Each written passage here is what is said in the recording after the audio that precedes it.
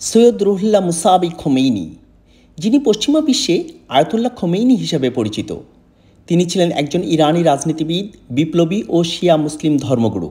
তিনি ছিলেন ইসলামী প্রজাতন্ত্রী ইরানের প্রতিষ্ঠাতা এবং 1979 সালের ইসলামী বিপ্লবের নেতা, যার ফলশ্রুতিতে ইরানের সর্বশেষ শাহ মোহাম্মদ রেজা পাহলভি ক্ষমতাচ্যুত হন এবং 2500 বছরের পুরনো পার্শ্বিক রাজতন্ত্রের সমাপ্তি ঘটে।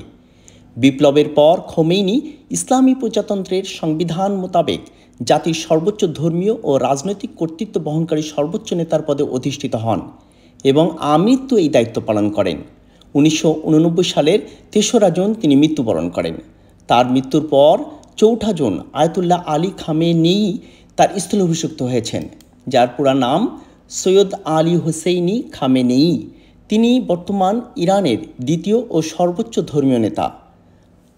আমি বিনম্র শ্রদ্ধায় স্মরণ করছি ধর্মগুরু, শিয়া ধর্মীয় গুরু আয়াতুল্লাহ খোমেনিকে এবং বর্তমান খোমেনিকে, ইরানের রাষ্ট্রপ্রধান। ইরানের সাথে বাংলাদেশের সম্পর্ক সুমধুর হোক, সারা বিশ্বে মুসলমানদের ধর্ম প্রচারিত হোক তার স্বমহিমায়, এই শুভকামনা করছি।